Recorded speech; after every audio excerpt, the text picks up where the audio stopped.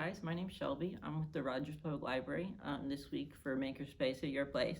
I wanted to talk to you guys a little bit about weaving and then show you a simple weaving project that you can do yourself at home. So weaving is it's a process that is used to make fabric. It's really old.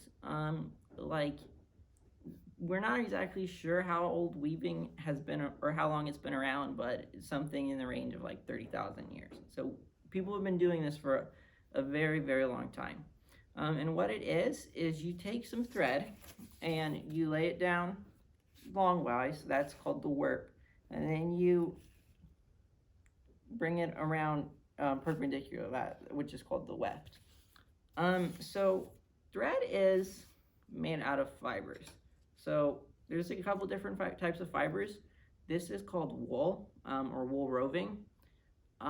It comes from a sheep, and it's nice fluffy stuff that you can pull. For a very long time, this was what most fabric was made out of.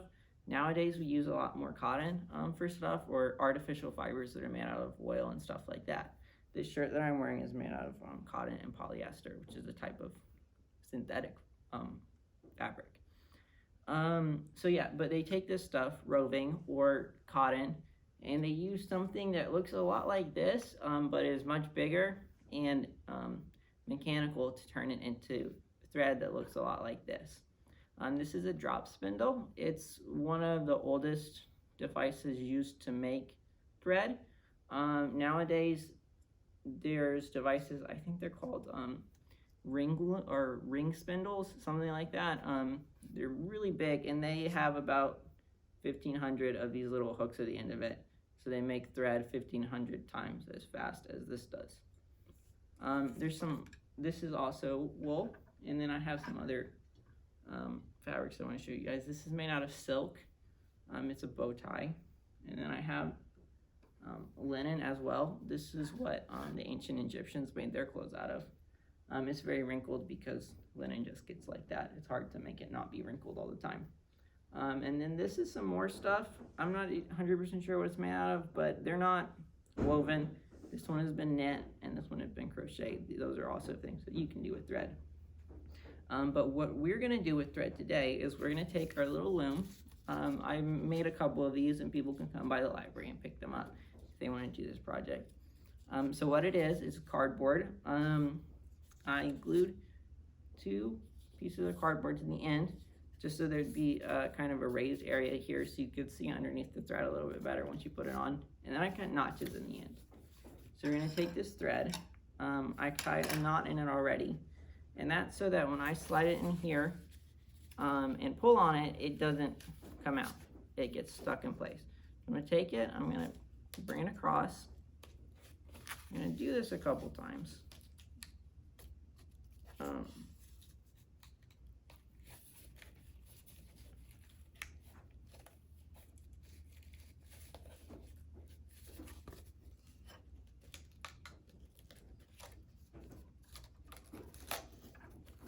Okay. This is being a little persnickety. There we go.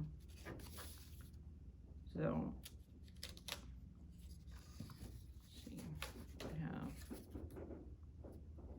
let's see, so you don't actually have to go all the way across. I've just done 6. I've gone on 6 of the hooks for now. Actually, I need to redo this last one. So it doesn't, so you don't have to go all the way across on your loom. But what you do need to do is make sure that you have an even number of work threads, because we're gonna be tying them together later. So now I'm gonna snip the ends. Snip that a little close. It should be fine. Ideally, you wanna make it long enough that you can tie a knot in there. I'm thinking that's not gonna be an issue here. And we don't have to worry about pulling them. Okay, and for the weft thread, so remember this is called the warp. It's the ones that run up and down. And this is the weft, it runs left and right. I'm gonna be weaving it in and out. So normally what you would wanna use is a yarn needle. These are just big needles that are made out of plastic, so you can run yarn through the end. See if I can get one out to show you guys. So yeah, little plastic stick, and it has a big eye at the end. You can use one of these to run your yarn through, or you can also use something like this. This is a cardboard shuttle. It's not too fancy, and it's a little bit too big to use for this. So what we're going to do instead is we're going to tie the yarn to the end of a plastic measuring stick. Because it's a lot easier to push the plastic measuring stick in and out of the threads than it is to try to do it just with the flimsy yarn, which will just flop all over the place. So I'm going to go under the first one and over and under and over and under, right? So it makes a nice pattern there. And then I'm going to go under the outside one. I'm going to actually pull this through more so that we'll have more to use later.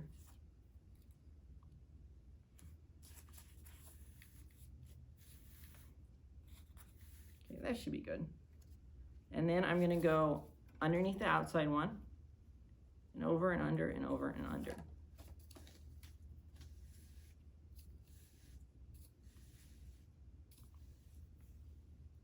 So I'm not 100% sure you'll be able to see the pattern yet.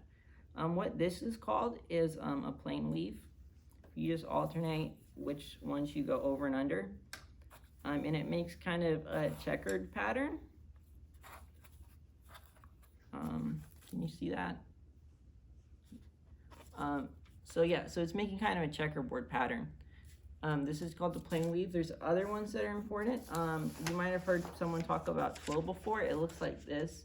So you skip two and then you go over the next one, or you might skip two and then go over the next two, something like that. And so it'll end up making diagonal patterns, and that makes the fabric act a little bit different. We're not going to get into that right now. We're just going to keep doing the plain weave. So I'll do a couple more rows.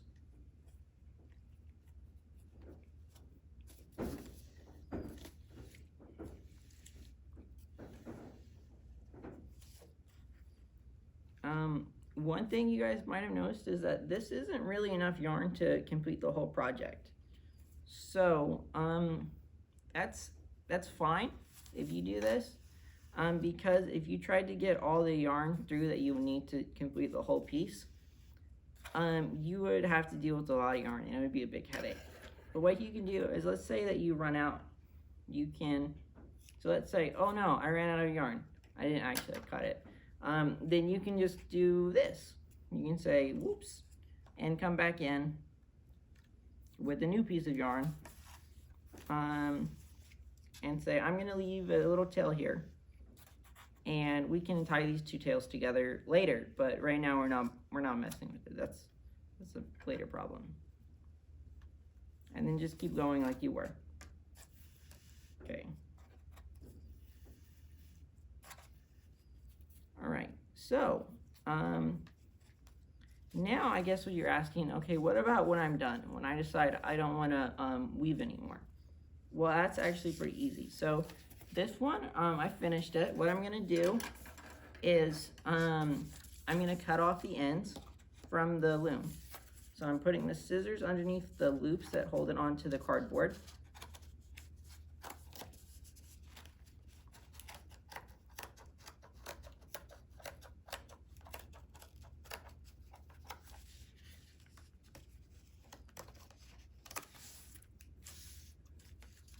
I'm going to do the same thing over here.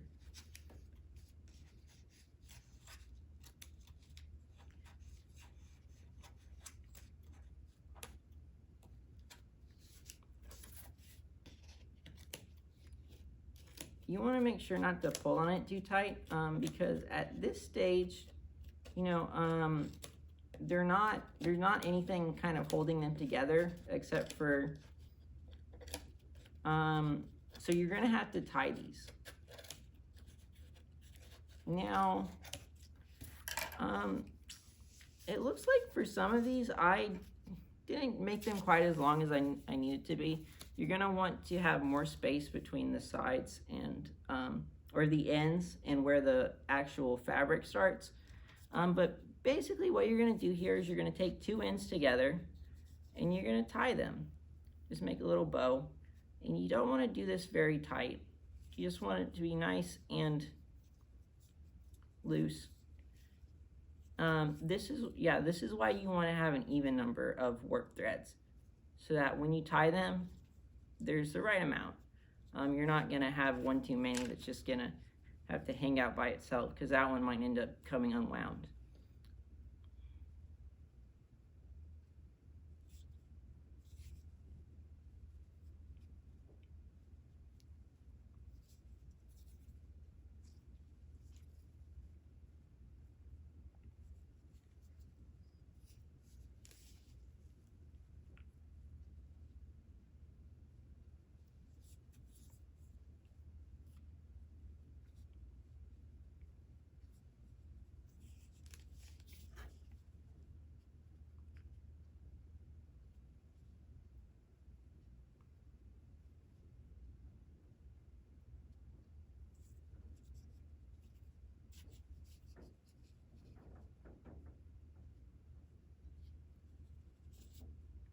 Okay, I'm about halfway done this side.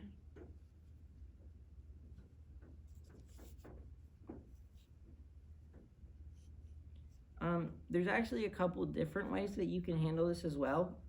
So the easiest way is, once you've tied these, you can say, well, now I have tassels, right?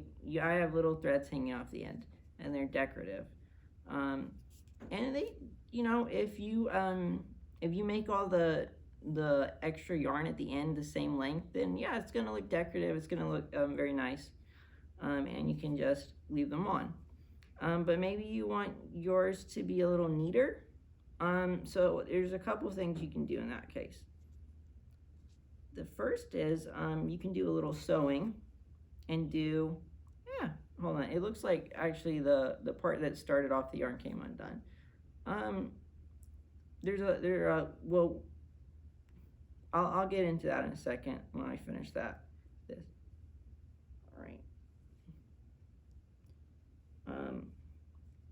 So the first thing that you can do is a bit of sewing, and you can do what's called a hem stitch.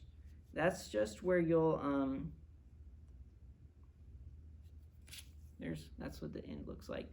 So you can fold down the end if you don't like these, like this, and then just thread it into itself. And so then you have a nice end that looks like this, or this. You want to hem that much fabric, but that's what the end would look like if you hemmed a smaller amount. Or if you made these longer than I have, what you could do is weave them in. So like this, for instance, that came out a little bit at the end.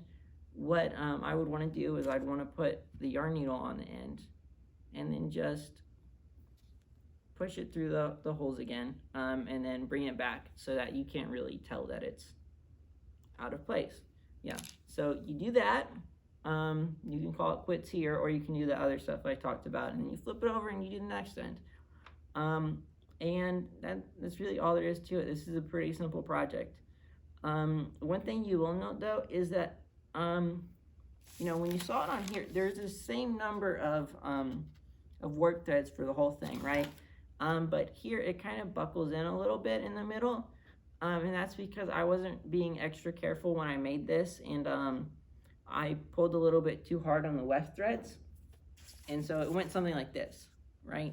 You can see that where it's pulling the threads, and if you do that, then you're gonna make the fabric not be the same length across. So you wanna make sure that you're being extra gentle and not pulling on the work threads too much. Yeah, so that's our project for this week. And like I said, you can pick up looms like these here at the library. Just give us a call and let us know. And if you're interested in learning any more about fabric and textiles, which is just a big word that means woven stuff and knit stuff and crocheted stuff, and a couple other things on top of that. We have this nice book here. It's called Cloth. We have this book about cotton. And then these are a little bit more specific. So this one's called You Wouldn't Want to Be a Victorian Mill Worker. This is about little kids who used to make fabric in the 18th century who kind of had a rough time of it. they didn't have fun working in the mills. I'll just leave it at that. This is also about mill workers in America. It's called the Bread and Roses Strike of 1912. So it's a little bit more contemporary about stuff that happened more recently in the past than this one. Right? So I hope you guys had fun and you learned something. I'll see you next time.